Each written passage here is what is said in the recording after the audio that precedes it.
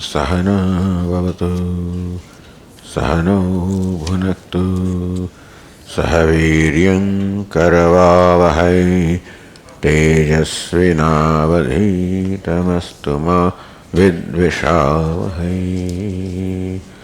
ओम शांति शांति शांति। ओम पूर्णमदः पूर्णमिदं पूर्णात् पूर्णमुदच्यते पूर्णस्य पूर्णमादाय पूर्णमेवावशिष्यते। ओम शांति शांति शांति। श्रुतिस्मृतिपुराणानाम् आलयं करुणालयं नमामि भगवत्पादं शङ्करं लोकशङ्करं शङ्करं शङ्कराचार्यं केशवं बादरायणं सूत्रभाष्यकृतौ वन्दे भगवन्तौ पुनः पुनः। ईश्वरो गुरुरात्मेति मूर्तिभेदविभागिने व्योमवद्व्याप्तदेहाय दक्षिणामूर्तये नमः।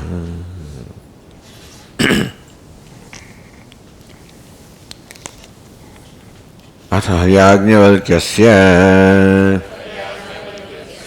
द्वे भार्ये बभूवतुः मैत्रेयी च कात्यायनी च तयोर्ह मैत्रेयी ब्रह्मवादिनी बभूव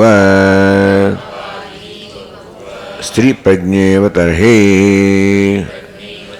कात्यायनी अतः याज्ञवल्क्यः अन्यद्वृत्तम् उपाकरिष्यन् अथ याज्ञवल्क्यस्य द्वे भार्ये बभूवतुः। याज्ञवल्क्य महर्षिनी बे भार्याओ हती मैत्रेयी च कात्यायनी च। एक नाम तो मैत्रेयी बीजी कात्यायनी। तयोः मैत्रेयी ब्रह्मवादिनी बहुव। आमा बेमानी जे मैत्रेयी हती ए ब्रह्मवादिनी हती, ब्रह्मनो वाद करनारी हती, ब्रह्मनु चिंतन करनारी हती। स्त्री प्रज्ञा ही कात्यायनी जયારે कात्यायनी હતી સ્ત્રી પ્રજ્ઞા સ્ત્રીઓમાં હોય ગૃહિણીમાં હોય એ પ્રકારની પ્રજ્ઞા ધરાવનારી હતી, એ પ્રકારની વિચારધારા ધરાવનારી હતી। તો યાજ્ઞવલ્ક્ય એક સમય એવો આવ્યો જ્યારે યાજ્ઞવલ્ક્યને અન્યત ઉત્તમ ઉપાકરિષ્યન। હવે એમણે બીજા પ્રકારની ચર્ચાનો આરંભ કરવાથી બીજું વસ્તુ કરવાની ઈચ્છાથી પ્રારંભ કર્યો સંવાદનો કે વાતનો। તો આ પ્રકારની ભૂમિકા ગ્રંથકાર સમજાવી રહ્યા છે કે યાજ્ઞવલ્ક્યને આવું બીજું કંઈક કરવાનો, સંન્યાસ લેવાનો, વનમાં જવાનો વિચાર કેમ આવ્યો? તો ચર્ચા કરી રહ્યા છે કે સ્વએકાંતાસીન કદાચિત મુનિસત્તમ યાજ્ઞવલ્ક્યસ્ય વૈરાગ્યમ। યાજ્ઞવલ્ક્યના મનમાં વૈરાગ્ય કેવી રીતે જન્મ્યો, એટલે કે આ બધું છોડીને જવાનો વિચાર કેવી રીતે જન્મ્યો? સમ એકાંતાસીત આસીન એક વખત એકાંતમાં બેઠેલા યાજ્ઞવલ્ક્યજી કદાચિત મુનિસત્તમ ઇદમ વિચારમાયામાસ કાલે બહુ તીર્થે ગતે।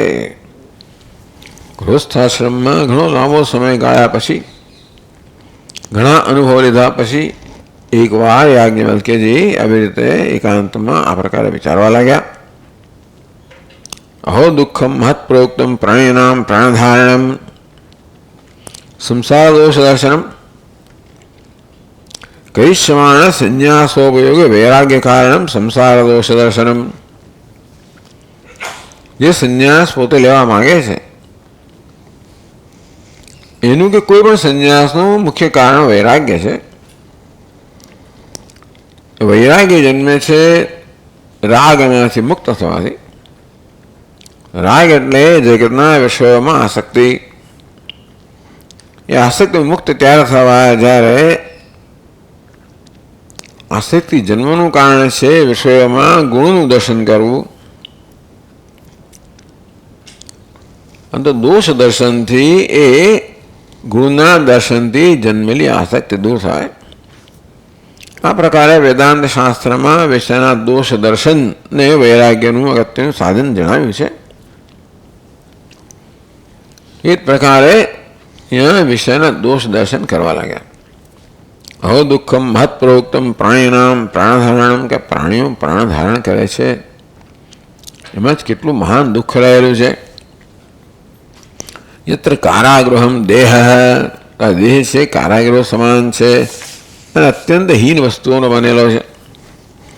અનેક પ્રકારની વ્યાધિ એક પછી એક એમાં થયા કરતી હોય છે. એ બધી અવસ્થામાં પણ બાલ્યે મોહાદવાપનોતિ દુઃખમ, બાલ્ય અવસ્થામાં પણ ઘણું દુઃખ પ્રાપ્ત થાય. આધ્યાત્મિક દુઃખ દેહ પર કેન્દ્રિત, આધિભૌતિક દુઃખ આ જગત પર કેન્દ્રિત, દૈવિક દુઃખ દેવતાઓ એટલે કે કુદરતી તત્વો છે એના પર કેન્દ્રિત. એવમાદિની દુઃખાની જન્મમાં દુઃખ, મૃત્યુમાં દુઃખ, જન્મ મૃત્યુ જરા વ્યાધિ આ બધા દુઃખ જ દુઃખ છે એમણે જોયું. એવમાદિની દુઃખાની વિવિધાની બહુની છે. આ પ્રકારે વિવિધ પ્રકારના બહુ જ અનેક બધા દુઃખ દેહમાં આશ્રિત જાયંતે, દેહને આશ્રિત કરીને દેહ પર કેન્દ્રિત, દેહને કારણે આ પ્રકારે અનેક પ્રકારના બહુ જ બધા દુઃખ જન્મતા હોય છે. લોકસ્મિન પરત્રવા, આ લોકમાં અને પરલોકમાં પણ દેહ હોય તો આ બધા પ્રકારના દુઃખ જન્મતા હોય છે. મુક્તસ્યાપી હોય દુઃખમ, દેહ છે ત્યાં સુધી દેહની આ બધી પીડાઓ તો રહેવાની જ છે. મુક્ત મનુષ્ય તો પણ દેહમ એકાંતવાસીન મુક્તસ્યાપી, એટલે જેને કે આવી આદિ ભૌતિક દુઃખો ના હોય કે પછી આદિ દૈવિક દુઃખો ના હોય એવી જાતના એકાંતમાં વાસ કરનાર જે મુક્ત પુરુષ છે જેને આધ્યાત્મિક દુઃખો પણ નથી. એટલે કે વ્યાધિ હોય, આધિ નથી, ઉપાધિ નથી. આધિ એટલે માનસિક દુઃખ, ઉપાધિ એટલે આસપાસથી આવતું દુઃખ, વ્યાધિ એટલે દેહમાં ઉત્પન્ન થયું દુઃખ. એમાં વ્યાધિનું દુઃખ તો રહે જ છે. એકાંતવાસીન મુક્તસ્યાપી, મા દૃશ્ય જે એવું હોય તો હું તો ગૃહસ્થ છું, સંસારી છું અને મેં કુતો ન સ્યાત સંસાર આસક્ત. એટલે આ પ્રકારે યાજ્ઞવલ્ક્ય અત્યારે પોતાને સંસારમાં આસક્ત ચિત્તવાળા એ રીતે વર્ણન કરે છે અને એનો ખૂબ પશ્ચાતાપ કરે છે. જે પ્રકારનું જીવન અત્યારે જીવ્યા એમાં જે દોષ દર્શન કરે છે જેથી એ જીવન માટે બધો રાગ દૂર થઈ જાય. અને હવે સંઘની બધી વાત કરે છે કે પોતે સંઘમાં રહ્યા, પરિવારના સંઘમાં રહ્યા. અહો સંઘસ્ય દેહસ્ય હિ કસ્યાપ્યતિ દુઃખદ આત્મૈક્યેન ગૃહીતસ્ય કિમુદારાદિરૂપિણ. અહો અસ્ય દેહસ્ય એકસ્યાપી અતિ દુઃખદ સંઘ અસ્તિ.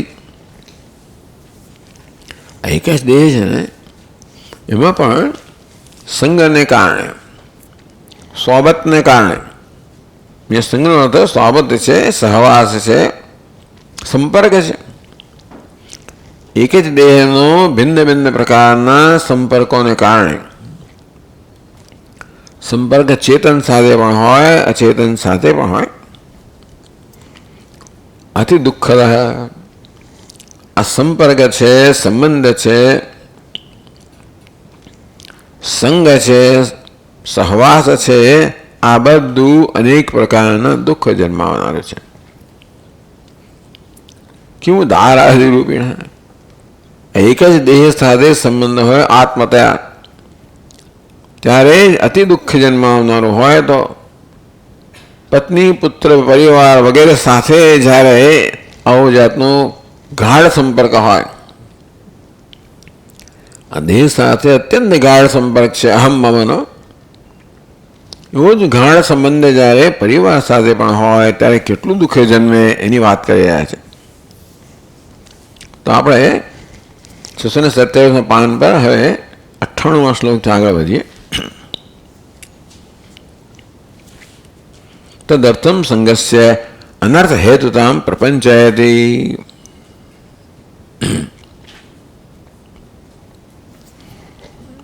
એક જ દેહ છે, એમાં સંગને કારણે જે અનેક દુઃખ જન્મે છે. સંગસ્ય અનર્થ હેતુતામ પ્રપંચયતિ. સંગ કહો, સહવાસ કહો, સંપર્ક કહો, એ કેટલો અનર્થ, કેટલા બધા પ્રકારના દુઃખ જન્માવે છે. પ્રપંચયથી અને વિસ્તારથી કહે છે. સંગયથી નવભી 9 શ્લોકોમાં આ સંગથી દુઃખ અને નું વર્ણન કરે છે. તો કહે છે પછીના શ્લોકમાં સંગો વિનાશ હેતુ સ્યાત સર્વેષામિહ દેહિનામ નિસ્સંગો નિર્ગુણો યસ્માદ સંગાત દુઃખમુપાગતઃ.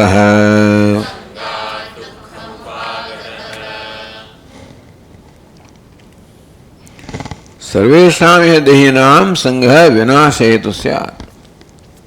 દેહ અર્થાત દેહ ધરાવનારા બધા માટે સંગ જે છે એ વિનાશનો હેતુ થાય છે.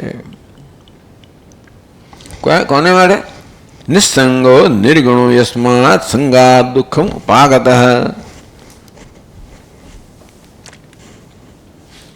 નિસ્સંગ એટલે આત્મા નિસ્સંગજી. કોને આ બધા દુઃખ જન્મે છે? કોને? આત્મા જે નિસ્સંગ છે, નિર્ગુણ છે. નિર્ગુણત્વાત અસંગોપી આત્મા. આત્મા ચૈતન્ય અસંગ કેમ છે? નિર્ગુણ છે, નિર્વિશેષ છે, નિરવયવ છે. અને તેથી વાસ્તવમાં કશી વસ્તુ સાથે સંગ હોઈ શકે નહીં, સંપર્ક હોઈ ના શકે. તો સંપર્ક એવો છે કલ્પિત સંપર્ક છે. પહેલા ઉપાધિ સાથે અધ્યાસને કારણે અહમ મમેવો સંકયો એવી જાતનો ખ્યાલ જન્મ્યો. એકવાર અહંકાર જન્મ્યો, પછી મમકાર, ને પછી અનેક પ્રકારનો સંપર્ક ત્યાંથી થાય. હું અને મારો, તો હું નામની વસ્તુ જન્મી. નિસ્સંગ નિર્ગુણો યસ્માત. નિસ્સંગ નિર્ગુણ આત્માને સંગાત દુઃખમ આગતઃ. બિચારો હો આત્મા. એટલે આત્માનું સ્વરૂપ જોવામાં આવે તો દુઃખને કોઈ અવકાશ જ નથી. આ એક એવો કોયડો છે ને જે લોકો ભલભલા લોકો બિચારો ઘૂસવાઈ ગયા છે કે દુઃખ કોને પડે છે? આત્મા દુઃખ કેમ પડી શકે? સૂર્ય પર અંધકાર કેમ હોઈ શકે? પ્રકાશ અંધકાર એક સાથે કેમ સંભવી શકે? તેમ આનંદ સ્વરૂપ આત્મા દુઃખ સંભવી કેમ શકે? આ બધી વસ્તુ કોઈ રીતે સમજાવી શકાય એમ નથી. આ પારમાર્થકને વ્યવહાર સાથે કશો વાસ્તવિક સંબંધ ના હોઈ શકે. અને છતાં છે, પણ કોણે કહ્યું છે આત્મા દુઃખી જ કેમ ના હોય? તમે એવો આગળ કેમ રાખો છો કે આત્મા દુઃખ આટલો અનુભવેલો ત્યારે દુઃખી છે, ત્યારે એને આનંદ સ્વરૂપ કેમ કહો છો? કઈ ઉપનિષદ કહે છે વિજ્ઞાનમ આનંદમ બ્રહ્મ. ઉપનિષદ કહે છે, શાસ્ત્ર કહે છે. અને આપણે શાસ્ત્રને પ્રમાણ માનીએ છીએ. એટલે કે યથાર્થ જ્ઞાન જન્માવનારું સાધન માનીએ છીએ. શાસ્ત્રના વાક્યો છે તત્વમસી, એ યથાર્થ જ્ઞાનનું નિરૂપણ કરનારા છે. એટલે આપણે એને પ્રમાણ માનીએ છીએ, એને પાયો માનીએ છીએ, એના આધારે બધી વસ્તુઓ સમજવાનો પ્રયત્ન કરીએ છીએ. તો શાસ્ત્રે જે પ્રકારનું દર્શન આપણને પ્રદાન કરે છે એના આધારે આપણે આપણા અનુભવો કે સમજ છે, નિર્ણયો છે, એને સમજવાનો પ્રયત્ન કરીએ છીએ. તો એમ જ લાગે કે મારા બધા નિર્ણયો ભ્રમ છે, એ સત્ય નથી. કે હું મારા વિશે જે માનું છું એ સાચું હોય તો શાસ્ત્ર કહે છે એ ખોટું હોય, કે શાસ્ત્ર મારા વિશે કહે એ સાચું માનું તો હું મારું મન જે કહે એ ખોટું હોય. તો સાથે સાથે તર્કયુક્ત પણ નથી. નિર્ગુણ અસંગ આત્મા જેને સંગ હોય, કંઈક સંબંધ હોય તો કશું અનુભવ થઈ શકે ને.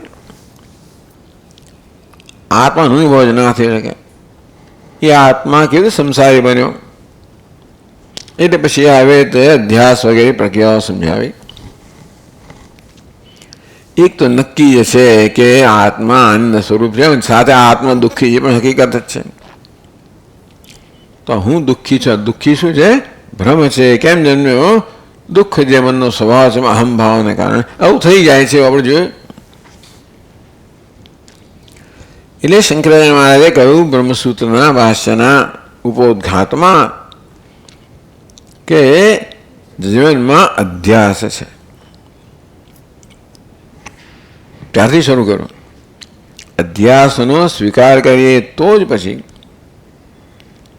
શાસ્ત્ર કે તું બ્રહ્મ છે એ તો જ વાસ્તવમાં વાસ્તવિક હોઈ શકે. જ્યારે હું જે મારા વિશે સમજુ એ વાસ્તવિક ના હોય. નિસંગો નિર્ગુણો યસ્માત સંગાત દુઃખમ ઉપાગત. આ સંગ અત્યંત વિનાશ હેતુ છે. કેમ કહો છો? કારણ કે યસ્માત નિસંગ નિર્ગુણ. બીજા બધી વાત તો છોડો. નિસંગ છે, નિર્ગુણ છે, આત્મા વાસ્તવમાં દુઃખમ ઉપાગત અત્યંત દુઃખને પામેલો છે અને માટે આ સંગ છે એ વિનાશ હેતુ છે. સર્વેશામ દેહીના બધા દેહીઓ માટે. એટલે મુક્તસ્ય આવ્યો કહેવામાં આવ્યો. તદ ઉદાહરણ સ્ફુટાય. અસંગ કેવી રીતે દુઃખનું કારણ બને એ ઉદાહરણથી સ્પષ્ટ કરે છે. તો પછીના શ્લોકમાં કહે છે સ્વભાવાત. સ્વભાવાત શીતલમ તોયમ ઉષ્ણમ ભવતિ સંગતઃ વન્નેસ્તતોત્ર સંગોયમ અતિ દુઃખપ્રદ સ્મૃતઃ.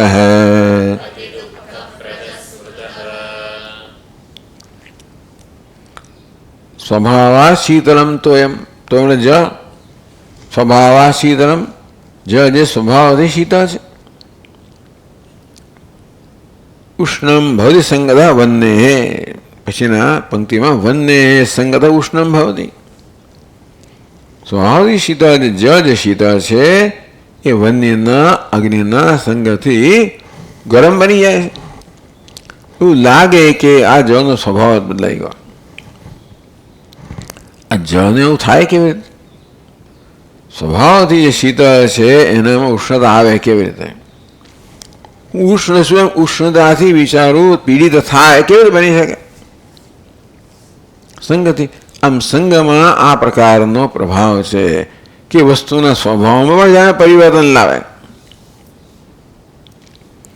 અને એ રીતે એવી જાતના અનુભવ કરાવે જે સ્વભાવમાં ન હોય, સ્વભાવથી વિરુદ્ધ ન હોય.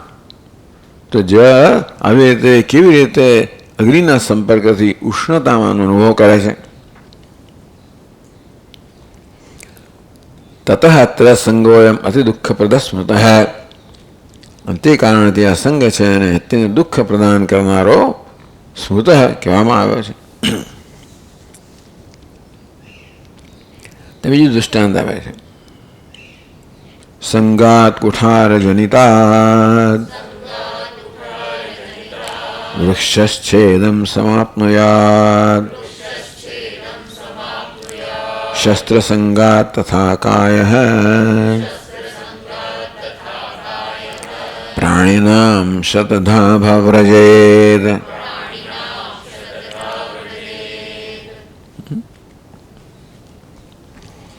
કુહાર જનિતાત સંગાત. કુહાડેમાંથી જન્મેલા સંગથી વૃક્ષ છેદમ સમાપ્તનો યાદ. તો આ વૃક્ષને કુહાડેનો સંપર્ક થાય તો બિચારો છેદમ આપનો યાદ, વૃક્ષનો છેદ થઈ જાય છે, કપાઈ જાય છે. શસ્ત્ર સંગા તથા કાય પ્રાણીના. તેવી રીતે પ્રાણીઓની કાયા છે શસ્ત્રના સંગથી શતધા વ્રજેત. સેંકડો ટુકડામાં બિચારી વહેંચાઈ જાય છે, કપાઈ જાય છે શસ્ત્રના સંગથી આ પ્રાણીઓની કાયા.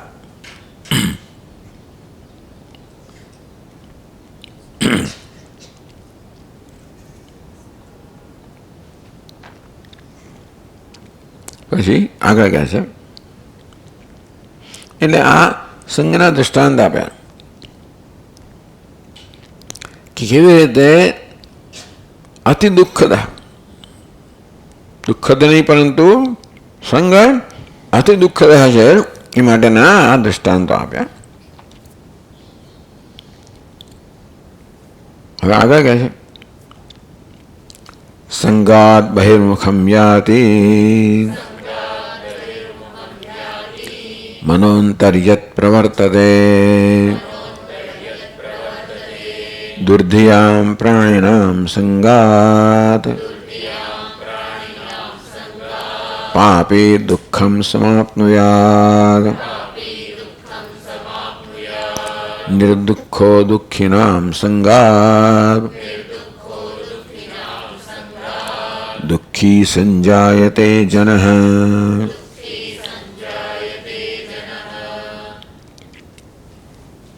સંગાત બહિર્મુખમ યાતિ મન અંતર્યત પ્રવર્તતે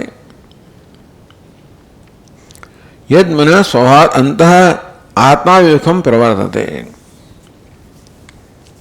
હવે અહીંયા આગળ ગ્રંથકાર કહે છે કે સ્વભાવથી મન છે ને આત્માભિમુખ, આત્મા પ્રત્યે જ દોરાયેલો હોય છે, અંતર્મુખ હોય છે. અંતર્મુખતા આત્માભિમુખતા મનનો સ્વભાવ છે. એટલે મનમાં જો કોઈ પ્રકારનો સંગ ના હોય, સ્પર્શાન કૃત્વા બહિર્બાહ્યાન, બહારના સ્પર્શ છે વિષયો છે એને બહાર જ રાખવામાં આવે. સંગ દ્વારા રાગદ્વેષ દ્વારા આ વિષયોને અંતરમાં ન લાવવામાં, ન પ્રવેશ કરવા દેવામાં આવે. રાગદ્વેષને કારણે આ વિષયો અંતરમાં પ્રવેશ કરે છે. એ વિષયો તો બહાર છે માટે મનને પણ બહિર્મુખ બનાવે છે. આમ સંગ કેવું આ અંતર્મુખતાનો સ્વભાવ છે એવો મનને પણ બહિર્મુખ બનાવે. ટૂંકમાં સંગ છે સ્વભાવમાં પરિવર્તન લાવી દે છે. જાણે કે આમ અગ્નિના સંગથી જળ ઉષ્ણ બની જતું નથી, પણ શીતળતા પોતાના સ્વભાવને કે વિરુદ્ધ અનુભવ કરે, વિરુદ્ધ અવસ્થાનો અનુભવ કરે છે, વિરુદ્ધ સ્વભાવ જાણે થઈ ગયો. તો મનનો સ્વભાવ અંતર્મુખતા છે. કેવી રીતે જગતના વિષયો સાથેનો સંપર્ક જે છે, આના આત્મા સાથેનો સંપર્ક છે, સંગ છે, એ કેવી રીતે એ અંતર્મુખ મનને બહિર્મુખ બનાવે.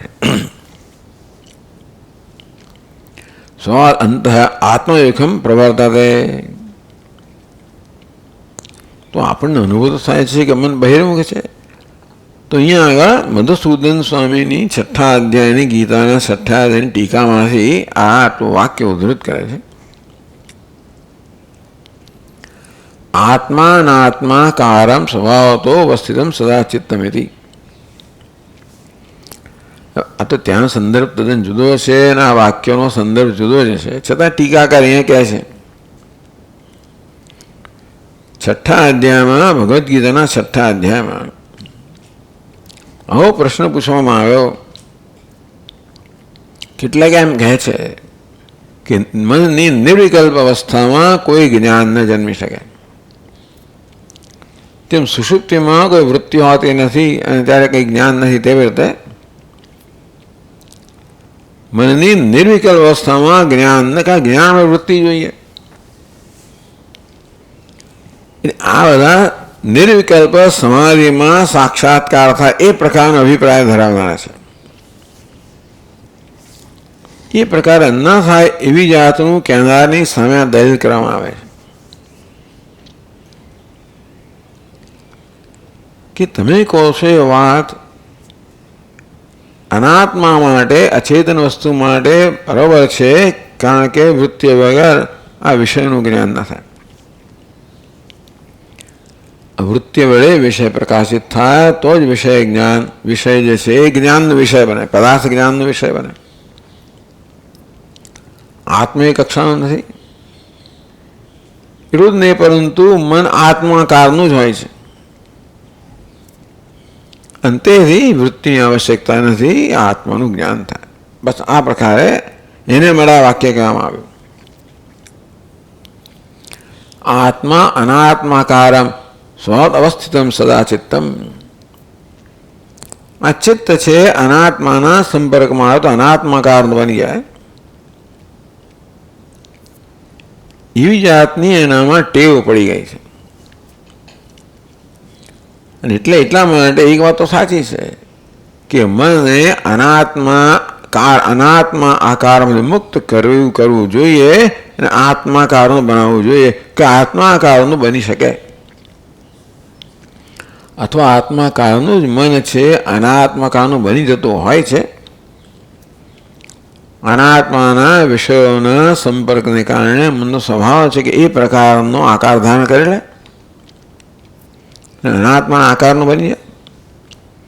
એ છઠ્ઠા અધ્યાયમાં ધ્યાનના વિષયમાં જ્ઞાનના સંદર્ભમાં કહેવામાં આવ્યું કે તેથી મનને અનાત્માકારમાંથી મુક્ત કરીને આત્માકારનું બનાવો એટલે પછી યત્રો પરદે ચિત્તમ નિરુદ્ધમ યોગ સેવયા વગેરે વગેરે યથ જીવાત્મનમ પશ્યન આત્મને તુષ્યતિ.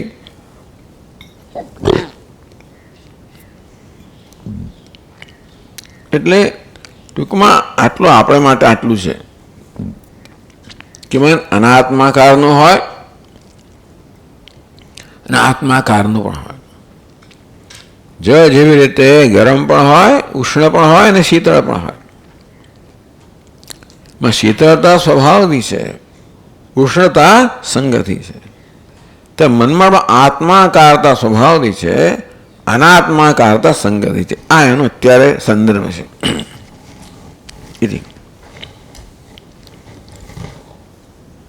તો સંગાત બહિર્મુખમ યાતિ મન અંતર્યત પ્રવર્તતે. યત મન સ્વભાવાત અંતઃ પ્રવર્તતે. જે મન સ્વભાવથી અંતર્મુખ હોય છે એ સંગાત બહિર્મુખમ યાતિ. સંગથી, અનાત્માના સંગથી એ બહિર્મુખતાને પ્રાપ્ત કરે છે.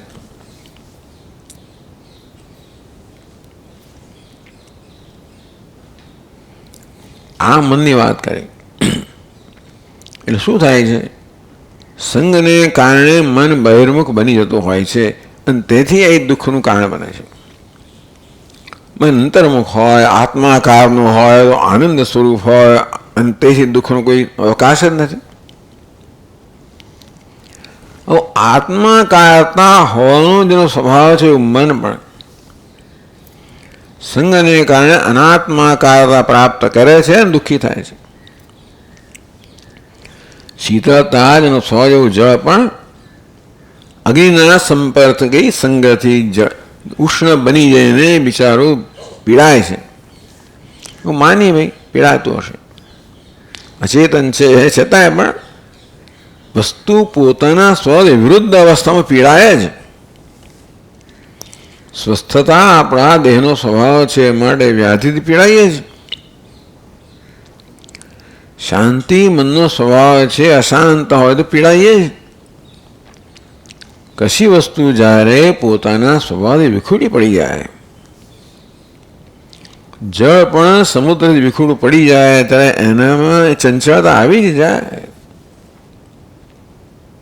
વિક્ષિપ્ત થઈ જ જાય, વ્યગ્ર થઈ જાય.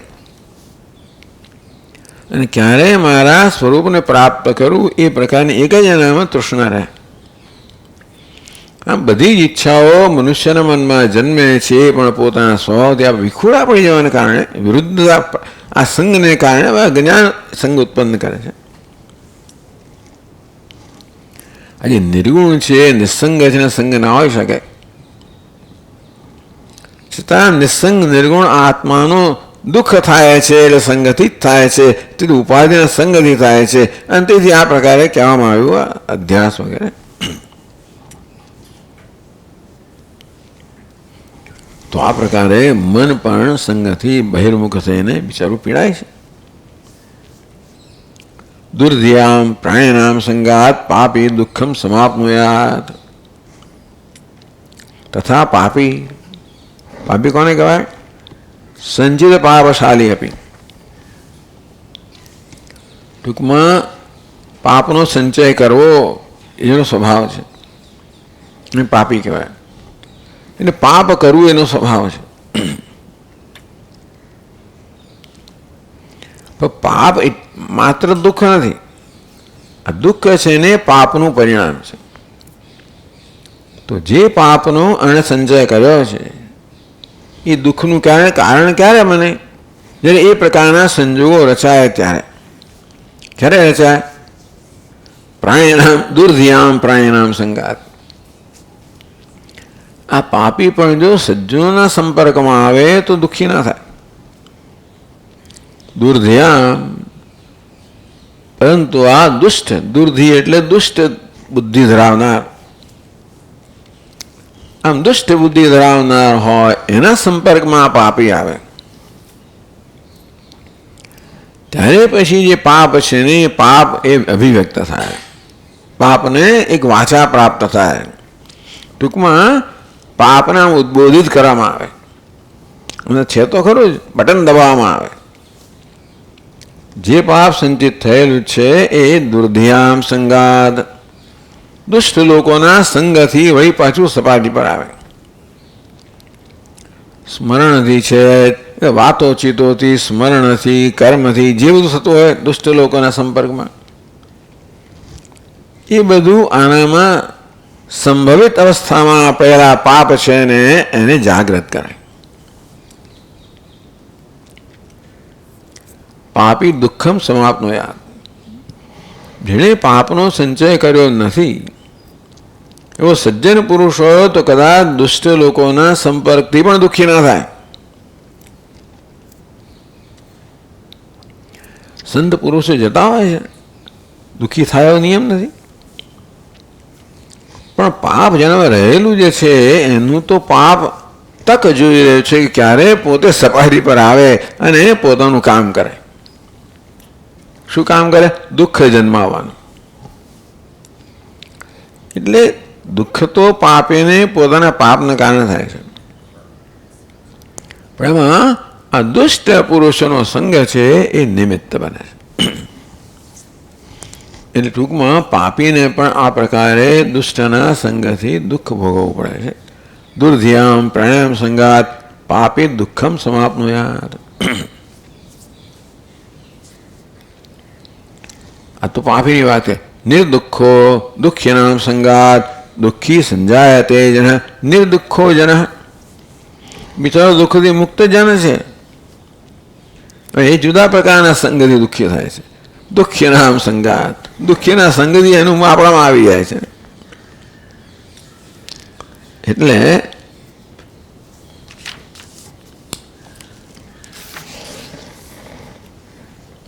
શાંતાત્મા આપી દુઃખ્યનામ સભામાં ઉપવિષ્ટ. દુઃખીનો સભામાં હોય, શોક સભા હોય, એ બિચારો આ જઈને બધું દુઃખી થઈ જાય. બીજા બધાને જોઈને બધું સાંભળે ને, ગાય ગીતો વાગતો હોય ને બધું સંભળાતો હોય ને બધું એની, એટલા માટે શ્રદ્ધાંજલિ અપાત એવું સાંભળી એની આંખમાં આંસુ આવવા મળે બિચારા. એટલે દુઃખીનામ સભામાં ઉપવિષ્ટ દુઃખી ભવતી પ્રસિદ્ધમ. એટલે સંગ કઈ કઈ દુઃખ જન્માવે છે અને દૃષ્ટાંત આપે છે કે નિર્દુઃખો બી દુઃખી ભવતી. તો દુઃખી નામ સંગાત, દુઃખી લોકોના સંગથી નિર્દુઃખ છે, શાંતાત્મા છે, એ પણ દુઃખી જાય બની જાય છે. આ પ્રસિદ્ધ છે. આ પ્રકારે ટૂંકમાં પોતે સંગમાં રહે ને આટલા લાંબા સમયની વાત છે આ બધી. એટલે દોષ દર્શન પોતાના જીવન માટે કરે છે કે કેવી રીતે આ બધા આ સંગથી કેવી રીતે આ બધું મને થયું, કઈ સ્થિતિમાં પહોંચી ગયો અને કેવો આસક્ત બની ગયો, અને માટે વિરક્ત બનવાનું છે અથવા વિરક્તિ પ્રાપ્ત કરવાની છે, વિરક્તિનો આવિર્ભાવ કરવાનો છે. એને માટે આ દોષ દર્શન કરવામાં આવ્યું.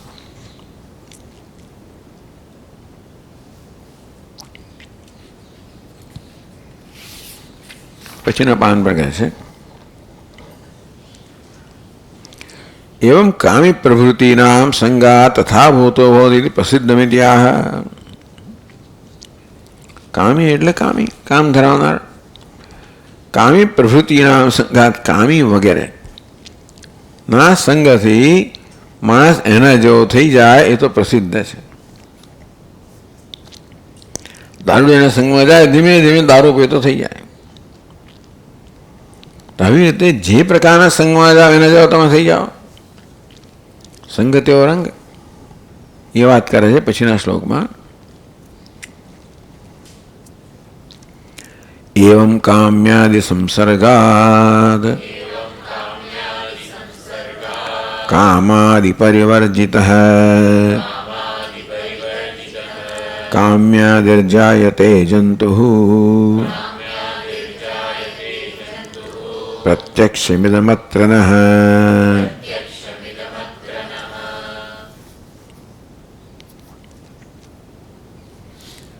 એવં કામ્યાદિ, કામ્ય એટલે કામી આદિ. કામી એટલે કોણ? જે કામ અસ્તિ અસ્તિ કામી. કારણ કામના ધરાવનારને કામી કહેવાય. કામી આદિ એટલે કામ્યાદિ. કામ્યાદિ કામી વગેરેના સંસર્ગથી કામાદિ પરિવર્જિત, પોતે કામનાથી રહિત છે એવો માણસ પણ કામ્યાદિ જાયતે જંતુ. આ જંતુ બિચારો જીવાત્મા કામી કામી કામી આદિ જાયતે, એ પણ કામી વગેરેના સંપર્કમાં આવવાથી પોતે પણ કામી વગેરે થાય છે.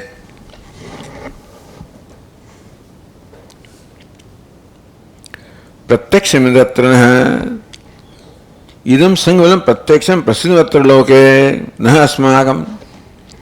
આ તો આપણે જાણીએ જ છીએ કે એવા જેવો સંગ તેવો રંગ થઈ જતો હોય છે. એટલા માટે આપણા બાળકો વગેરે સ્કૂલમાં જાય હવે ચિંતાનો વિષય થાય મા બાપને હંમેશા કે ભાઈ શું થશે એનું. એ લોકો વિદેશમાં અહીંયા આવા એટલે સ્કૂલમાં જ અહીંયા જ લઈ આવે હિન્દુસ્તાનમાં. ત્યાં જાય એટલે કેટલી બધી વસ્તુઓ થવાની સંભાવના છે. એટલે આ બધા ટૂંકમાં ડ્રગ્સ વગેરે હોય, માદક પદાર્થો હોય, એ બધું બહુ પ્રચલિત છે. અને એટલે આપણો દીકરો બાળક પણ આવે થઈ જાય એ સંભાવના. એટલે ત્યાંથી લઈ આવો આ વાતાવરણ મૂકો. આવું જોયું છે આપણે કે આવું થાય છે. પ્રત્યક્ષમ ઇદમ અત્ર ન અત્ર લોકે ન અસ્માકમ ઇદમ સંગફલમ પ્રત્યક્ષમ પ્રસિદ્ધમ. આ રીતે આપણા જીવનમાં અહીં પણ જોઈએ છે કે સંગનું ફળ કેવું થાય છે, કુસંગનું ફળ કેવું થાય છે એ પ્રસિદ્ધ છે. એમ સત્સંગનું ફળ પણ સાંભળેલું જ છે, પણ પ્રસિદ્ધ છે. સંગનું ફળ બને તો પ્રસિદ્ધ છે.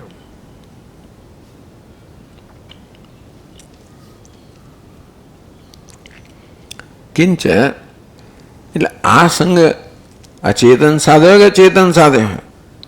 સંગ એટલે સંગ તો કે કિંચ સન્નિધિ માત્રેણ વિકાર હેતુત્વ વિષયાણામ સ્વભાવેતિ દાળીમાદિ અમ્લ પદાર્થ દર્શને દંતાદિ જલસ્રાવેણ નિશ્ચિતમિતિ.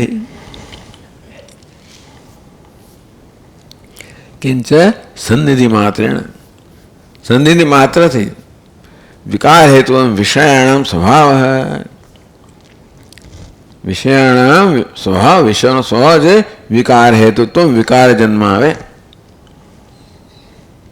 ઇતિ દાળીમાદિ અમ્લ પદાર્થ દર્શને દાડમ વગેરે ખાટો પદાર્થ હોય કે લીંબુ વગેરે હોય તો દંતા આદિ જસ આવેલા છોકરાઓ તો આ બધું કરતા હોય છે ને, પેલા વાજાવાળા આવે ને ત્યારે પેલ લીંબુ લઈ આવે ને બધું કરે ને પેલા મોં પાણી આવે તો પછી વગાડાય નહીં તમારાથી. એટલા બધા તોફાની છોકરાઓ આવું બધું કરે. અહીંયા દાળીમાં અમલે પદાર્થ દર્શને દાડમ વગેરે ખાટો પદાર્થ મોં પાણી આવે છે. દાડમ જેવા ખાટા બધા સ્વભાવ છે કે સંપર્ક માત્રથી, સંધિથી માત્રથી કંઈ કરતું નથી. હવા માત્રથી જ કેવી રીતે દાડમ વગેરે ખાટા પદાર્થો એના સંપર્કમાં આવનાર કે એને મોં પાણી લાવે છે, એટલે ટૂંકમાં અસર કરે છે. એટલે કહે છે અપી સંધિ માત્રેણ ભાવા કુર્વન્તિ વિક્રિયા અમ્લો રસો યથા કુર્યાત દંતેષુ ઉદક નિર્ગમમ.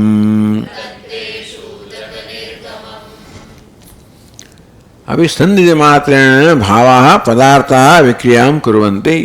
ભાવ કહો, પદાર્થ કહો તો સંધિ માત્રથી વિક્રિયા જન્માવે છે. અમ્લો રસો યથા કુર્યા દંતેષુ ઉદક નિર્ગમમ.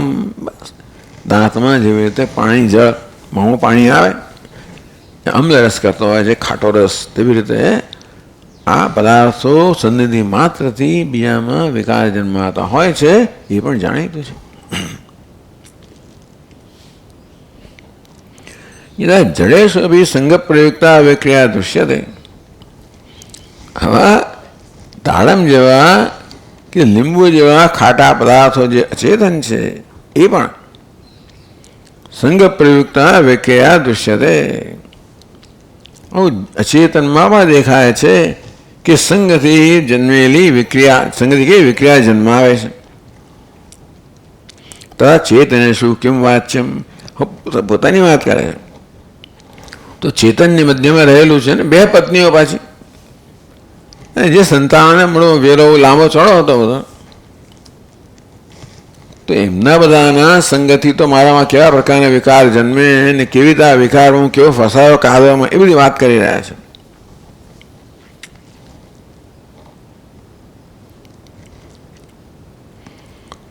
તો બે શ્લોકમાં એ કહે છે જડેષ્વપી ચ દૃષ્ટેયમ વિક્રિયા ભાવ સન્નિધેઃ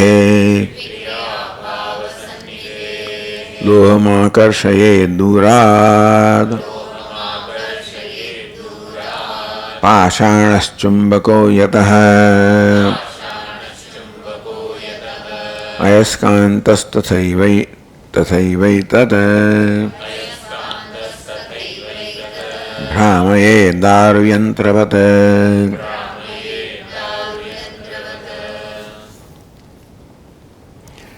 જડેષ્વપી ચ દૃષ્ટા ઇયમ વિક્રિયા ભાવ સન્નિધેઃ.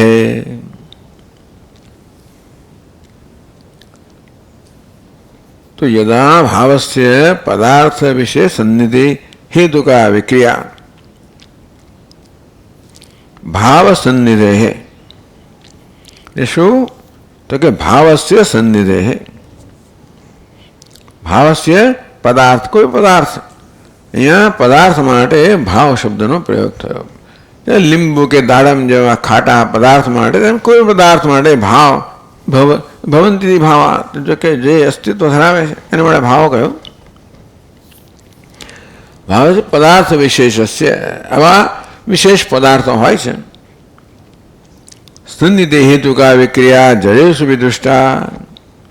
એટલે બધા પદાર્થો બધું ના કરે, પણ એવા વિશેષ પદાર્થો હોય છે જે પોતાની સંધિને માત્રથી બીજા વિક્રિયા જન્માવી શકે. તો એનું અહીંયા દ્રષ્ટાંત બીજું આપે છે. લોહમ આકર્ષે દુરાત પાષાણ ચુંબકો યતઃ અયસ્કાંતઃ. તો ચુંબક પાષાણ, એ જમાનામાં કદાચ આવા લોહ ચુંબક નહીં હોય, પરંતુ પાષાણ એવા હશે જે પ્રકારનો ગુણ ધરાવતા હોય એટલે ચુંબક પાષાણ. એવો પથ્થર હોય જેનામાં આવી રીતે આકર્ષવાનું ગુણ હોય. અયસ્કાંત એને અયસ્કાંત કહેવામાં આવ્યો. અયસ એટલે લોખંડ, અયસ્કાંત લોખંડનો પતિ, લોખંડનો પ્રિય. તરત લોખંડ ત્યાં ખેંચાય છે ને, લોખંડ ઉપર ખેંચાય છે માટે એને અયસ્કાંત, લોખંડનો કાંત, લોખંડનો પ્રિય કહેવામાં આવ્યો. આવું કહેવામાં આવ્યું. કવિઓ બધી વસ્તુઓ કહી શકે.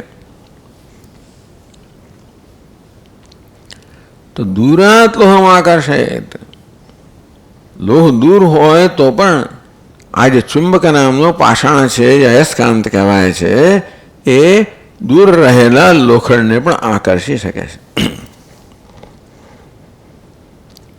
કે યથા ચુંબક અયસ્કાંત પદાભ્યામ વ્યવહ્રિયમાણ પાષાણ વિશેષ. એટલે પાષાણને ચુંબક કહેવામાં આવે છે કે અયસ્કાંત કહેવામાં આવે છે. વિશેષ પ્રકારનું પાષાણ કે પથ્થર લોમ આકર્ષે દૂરાત, લોખંડ દૂર રહેલું હોય તો પણ આકર્ષે છે. અને બીજું શું કરે? દારૂ યંત્રવત ભ્રામયેત ચેતી. એ જમાનામાં પણ આવી જાતના રમકડા બનતા હશે કે લોખંડની સંધિ, એટલે ચુંબક સંધિમાં લોખંડ ગોળ ગોળ ફરે, એવું થતું હશે. પછી તો આપણે તો મોટરને બધું બનાવ્યું, પણ એ જમાનામાં પણ આવી જાતના રમકડા કહો કે ભાઈ જે યંત્રો કહો બનાવાતા હશે. આ વિશેષ પ્રકારનું દૃષ્ટાંત આપ્યું. દારૂ યંત્ર ભામે, પેલી કઠપૂતળીને જેવી રીતે ભમાવે તેવી રીતે આ ચુંબકની હાજરીમાં લોખંડ પણ આમ આવી રીતે ગોળ ગોળ ફરે, ઘુમાવે. તો હું ગોળ ગોળ ઘૂમે, ટૂંકમાં હું પણ આ પ્રકારના સંપર્ક ગોળ ગોળ ઘૂમે એવું કહેવા માગતા હશે.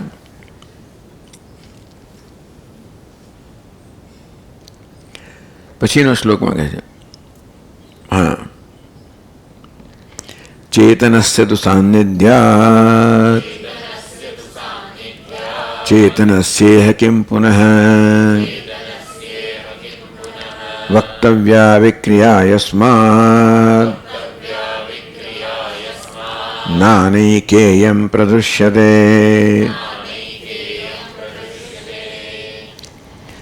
નાની કેમ શું? નાના એકા ઇયમ, ત્રણ શબ્દો છે એની અંદર.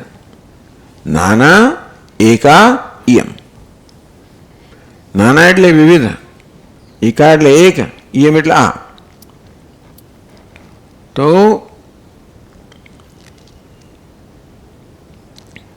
જડેશ્વર વિક્રિયા ભાવ સન્નિધે જડેશ્વર વિક્રિયા દૃષ્ટા.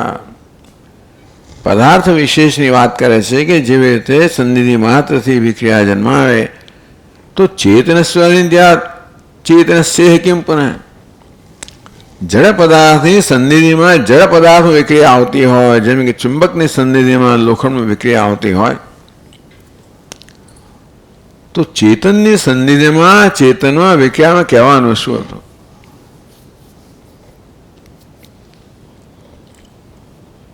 એ પોતાના જીવન પર આવે છે.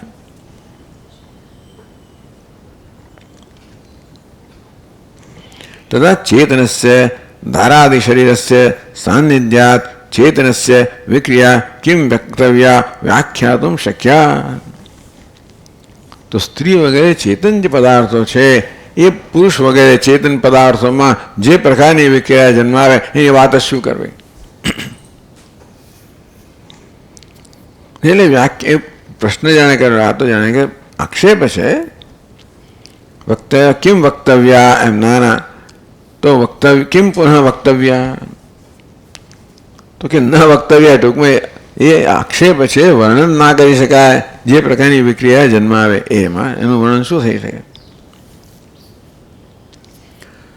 તો કેમ કહો છો નાના એકાયમ યસ્માત એકાપી યમ ચેતન ગતા વિક્રિયા અવાંતર ભેદાત નાના બહુવિધા દૃશ્યતે. કારણ કે યસ્માત નાની કેયમ પ્રદુષ્યતે. તો કિમ પુનઃ વક્તવ્યા, ત્યાં એક અલ્પ વિરામ હોવો જોઈએ.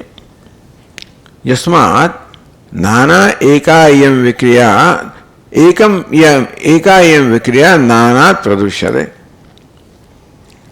કારણ કે યસ્માત એકાયમ ચેતનગતા વિક્રિયા, આ ચેતનમાં રહેલી એક જ વિક્રિયા જે છે એ અવાંતર ભેદાત નાના બહુવિધા દૃશ્યતે, અનેક પ્રકારની દૃશ્યતે દેખાય છે. એટલે હવે આ બધી સામાન્ય ચર્ચાઓમાંથી પછી વિશેષ ચર્ચામાં આવે છે, પોતાના વિષય આવે છે.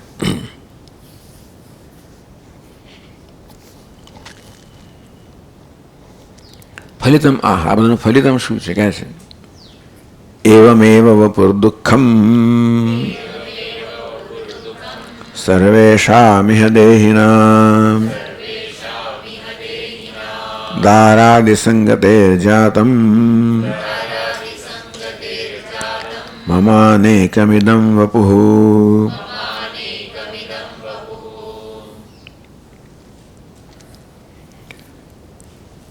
एवं एव यह सर्वेषां देहिनां वपुः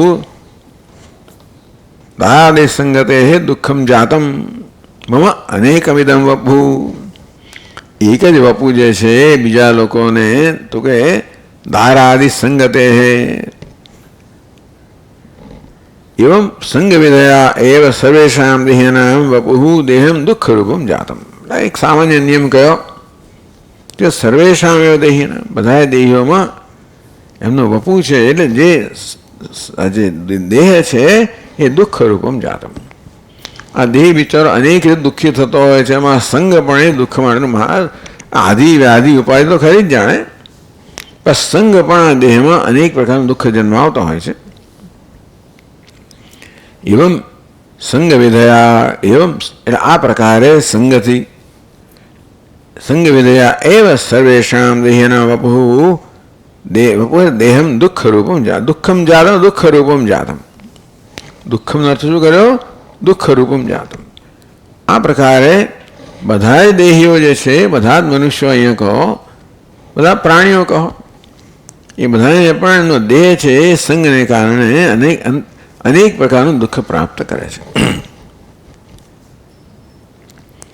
તત્ર ચ અહમેવ દૃષ્ટાંત હૈતી. હવે આ બધી ચર્ચા છે જે ટૂંકમાં આ દોષ દર્શન જે કરવાનું પ્રયોજન છે, પોતાની સ્થિતિનું વર્ણન કરવાનું કે હું ક્યાં આવીને પડ્યો. દારાદિ સંગતે જાતમ મમ અનેકમ ઇદમ વપુઃ. યથા મમ ઇદમ વપુઃ દારપુત્રાદિ સંગતિ વશાત અનેકમ અનેક વિક્ષેપમયમ જાતમ. તેવી રીતે મારું આ દેહ જે છે એ પણ દારપુત્રાદિ, તો દાર પત્ની પુત્ર વગેરેના સંગતિને કારણે અનેક વિક્ષેપમયમ જાતમ, અનેક પ્રકારના વિક્ષેપને પ્રાપ્ત થયો. પછી બિચારા વિચાર કરે છે પોતાની પૂર્વની સ્થિતિમાં. સંગસ્ય વિક્ષેપ કારણત્વે વ્યતિરેકમ અન્વયમ ચ પ્રમાણયતિ. એટલે સંગ નહોતો ત્યારે હું કેવો સુખી હતો, આ સંગ થયો ને કેવો દુઃખી થઈ ગયો.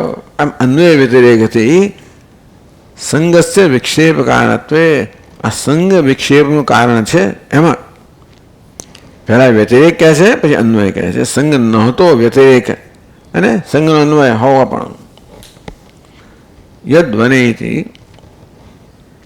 તો કહે છે પછીના શ્લોકમાં યદ વનેહમહો ધૈર્યમ પ્રાપ્ય વૈરાગ્યમાશ્રિતઃ વિષ્ઠાવાંત સમમ યશ્યન દેહમ તપૌપાશ્રિતઃ.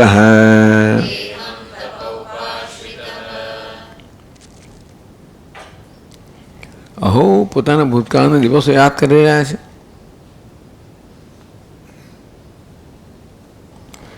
વનેહમ ધૈર્યમ પ્રાપ્ય વૈરાગ્યમ આશ્રિતઃ.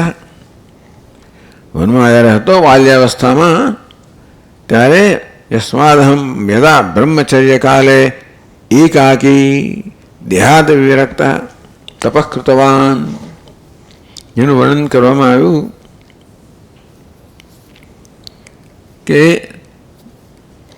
યદ એટલે તદ ધૈર્ય મેરી તમેન સંબંધ. ચાલો, તો યદ યસ્માત અહમ યદા જાય બ્રહ્મચર્ય કાલે, કારણ કે બ્રહ્મચર્ય અવસ્થામાં અહમ એકાકી, ત્યારે હું એકલો હતો વનમાં. દેહાદ વિરક્ત, એમની જે અત્યંત તીવ્ર તપસ્યાનું વર્ણન કરવામાં આવ્યું કે કેવી રીતે દરેક ઋતુમાં કેવી રીતે જાણી જોઈને ઈરાદાપૂર્વક કેવી રીતે દુઃખ જન્માવતા હતા દેહ માટે. શિયાળો હોય, ભર શિયાળો હોય ત્યારે પાણીની વચ્ચે ઉભા રહીને તપ કરવું, ચોમાસું હોય ત્યારે કોઈ પ્રકારની ઉપરના એટલે છત્રી કશાય વગર આવે વરસાદની અંદર પણ તપ કરવું, ઉનાળામાં 4 વાગે અગ્નિ પ્રગટાવીને તપ કરવું વગેરે વર્ણન કર્યું.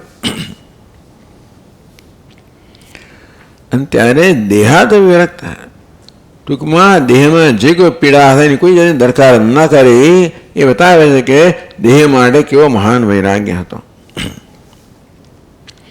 અહમ તપઃ અસ્મી, મેં મહાન તપશ્ચર્યા કરી.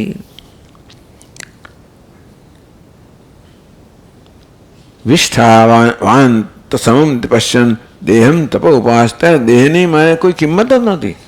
વિષ્ઠાવાન સમમ, વિષ્ઠા હોય, ઉલટી હોય અને કેવી જાતની આપણે એના પ્રત્યેનો કેવો ભાવ હોય,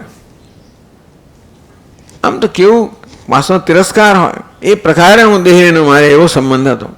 દેહનું વિષ્ઠા સમાન માનતો હતો, વાંત સમાન માનતો હતો. એટલે કે કોઈ પ્રકારની આસક્તિ દેહ જન્માવી જ ન શકે. એને શું થાય એને મને કંઈ પડી જ ન હતી.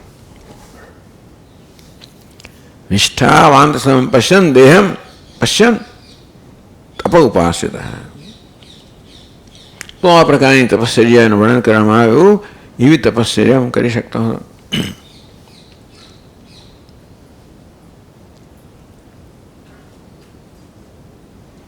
પછીના શ્લોકમાં કહે છે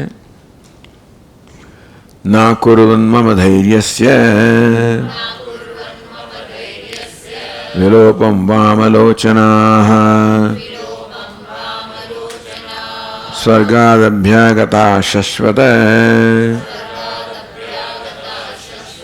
બહુમન્મથમંથરાઃ. એ કેવી રીતે સંગ હોવા છતાં પણ મારામાં કોઈ પ્રકારનો વિકાર ન જન્મ્યો. કારણ કે એવું કહેવામાં આવ્યું તે વખતે કે ઇન્દ્રએ અપ્સરાઓને મોકલી. મમ ધૈર્યસ્ય વામલોચનાઃ મમ ધૈર્યસ્ય વિલોપમ ન અકુર્વન્ન. આવી સુંદર સ્ત્રીઓ પણ મારા ધૈર્યને કોઈ રીતે વિચલિત ન કરી શકે. એવી અવસ્થાનું યાદ કરે છે કે હો આવી પણ અવસ્થા હતી. એટલે આ પહેલાં વ્યતિરેક કહેવામાં આવ્યો અને પછી હવે અન્વય કહે છે કે હવે હું અમારા ગુરુની આજ્ઞાથી મેં આ પ્રકારે લગ્ન કર્યા, ગૃહસ્થાશ્રમમાં આવ્યો અને આ બધા સંઘની અંદર મધ્યમાં હું આટલા વર્ષ રહ્યો એને કારણે મારી કેવી હાલત થઈ ગઈ છે, કેવી કફોડી સ્થિતિ થઈ ગઈ છે એનું વર્ણન બહુ શ્લોકોમાં કરે છે. એટલે એ આપણે છોડી દઈએ તો વાંધો નહીં આવે. એટલે હવે પછી આપણે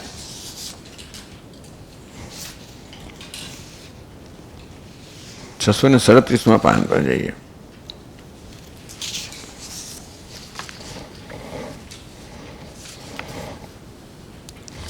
એકસો 172 શ્લોક બહુ બધું વર્ણન કર્યું, બહુ જ. અને પછી છેવટે આ પ્રકારે કહે છે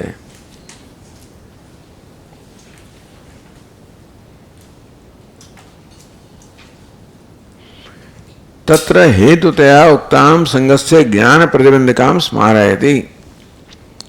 કે કેવી રીતે આ જ્ઞાનની પ્રતિબંધ, આ સંગ કેવી રીતે જ્ઞાન, ટૂંકમાં જ્ઞાની હતા.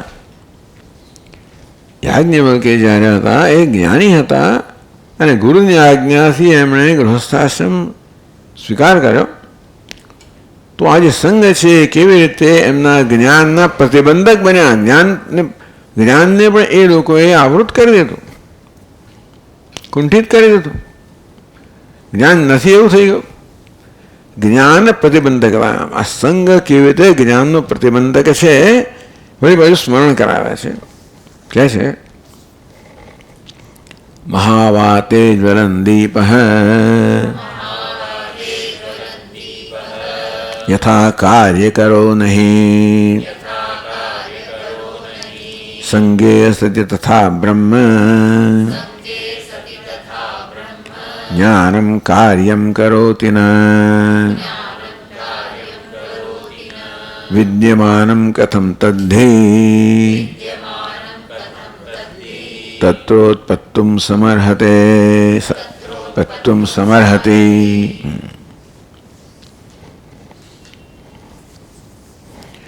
મહાવાતે જ્વલનદીપ યથા કાર્ય કરો નહીં યથા મહતી વાતે જ્વલનદીપ કાર્યમ ન કરોતિ. જેવી રીતે ખૂબ પવનની વચ્ચે રહ્યો દીવો પોતાનું કામ કરી શકતો નથી. કયું કામ નથી કરે? માર્ગ પ્રકાશાદિ રૂપમ. તમે મશાલ લઈને જતા હો માર્ગને પ્રકાશિત કરવા માટે, ખૂબ પવન હોય અને એ જ્વાળા જે છે એકદમ ચંચળ થઈ ગઈ હોય તો પોતાનું કાર્ય છે. ટૂંકમાં આ કેવી રીતે જ્વાળા છે, અગ્નિ જ્વાળા છે, તો સ્વભાવ છે માર્ગનો પ્રકાશ કરવો. પણ કેવી રીતે પેલા મહાવાયુના સંગને કારણે એની એ શક્તિ જે કુંઠિત થઈ જાય છે, તો કેવી રીતે આવો સંગ જે છે એ સ્વાભાવિક શક્તિને કુંઠિત કરી રહ્યા છે. એને માટે આ વાયુનું દૃષ્ટાંત આપવામાં આવ્યું, અગ્નિનું દૃષ્ટાંત આપવામાં આવ્યું. માર્ગ પ્રકાશાદિનું કાર્યમ ન કરોતી તથા સંગે સતી તથા બ્રહ્મ જ્ઞાનમ કાર્યમ કરોતી ન તથા સંગે બ્રહ્મ જ્ઞાનમ વિદ્યમાનપી કાર્યમ અવિદ્યાધ્વંસમ ન કરોતી. તેવી રીતે બ્રહ્મ જ્ઞાન પણ પ્રતિબંધિત થઈ જાય, કુંઠિત થઈ જાય છે અને પોતાનું કામ, કયું કામ છે? અવિદ્યાનો નાશ કરવો. એવું કામ બ્રહ્મ જ્ઞાનમાં કરી શકતું નથી જ્યારે સંગને કારણે. તો વાયુના સંગને કારણે અગ્નિની પ્રકાશ કરવાની શક્તિ કુંઠિત થઈ જાય. અંતે તે સંગના કારણે એટલે પદાર્થોના સંગને કારણે, ચેતન અચેતનના સંગને કારણે બ્રહ્મ જ્ઞાનમાં અવિદ્યાનો નાશ કરવાની શક્તિ જે છે એ કુંઠિત. તે પેલો પ્રકાશનું દ્રષ્ટાંત આપ્યું. દીવો પ્રકાશ અને અંધકાર દૂર કરો, દીવાનો સ્વભાવ છે ને, એવો સ્વભાવ પણ કુંઠિત થઈ જાય પેલા વાયુના સંગથી. તેમ અજ્ઞાન અંધકાર દૂર કરવો એ બ્રહ્મજ્ઞાનનો સ્વભાવ છે. અને તે એવો સ્વભાવ પણ આ બધા ચેતન અચેતન પદાર્થોના સંગથી કુંઠિત થઈ જાય છે. તેથી બ્રહ્મ જ્ઞાન પણ અવિદ્યા નાશ કરવાનું પોતાનું કાર્ય કરી શકતું નથી. વિદ્યમાન છે એ પણ નથી તો તત્ર ઉત્પત્તુમ સમર્હતિ તદ્ધિ કથમ. તો વિદ્યમાનમ જે બ્રહ્મ જ્ઞાન છે જે છે એટલે ત્યાં એક અલ્પ વિરામ વિદ્યમાન પછી હોવું જોઈએ. વિદ્યમાનમ શબ્દ આગળના વાક્ય સાથે જાય.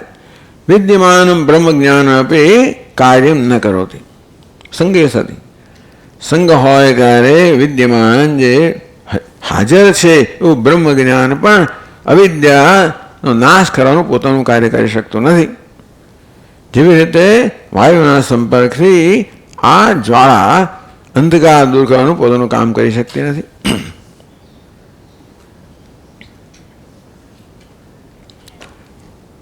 તત્ર ઉત્પત્તુમ સમર્હતિ કથમ તદ્ધિ તદ ઉત્પત્તુમ સમર્થતિ. જે જ્ઞાન છે એ જ્યારે સંગને કારણે પોતાનું કામ ન કરી શકો તો સંગમય જ્ઞાન ઉત્પન્ન થાય તો કેવી રીતે? જે નથી એ તો ઉત્પન્ન થવાનું જ નથી ને. છે એ પણ જ્યારે પોતાનું કાર્ય ન કરી શકતું હોય ત્યારે જે નથી એવું જ્ઞાન ક્યાંથી ઉત્પન્ન થવાનું છે?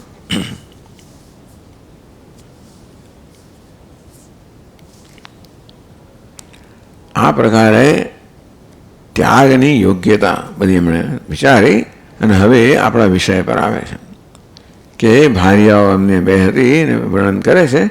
એનું આગળ ગ્રંથકાર વર્ણન કરશે. આપણે કાલે જોઈશું. ॐ पूर्णमदः पूर्णमिदं पूर्णात् पूर्णमुदच्यते पूर्णस्य पूर्णमादाय पूर्णमेवावशिष्यते। ॐ शान्ति शान्ति शान्तिः। शङ्करं शङ्कराचार्यं केशवं बादरायणं सूत्रभाष्यकृतौ वन्दे भगवन्तौ पुनः पुनः।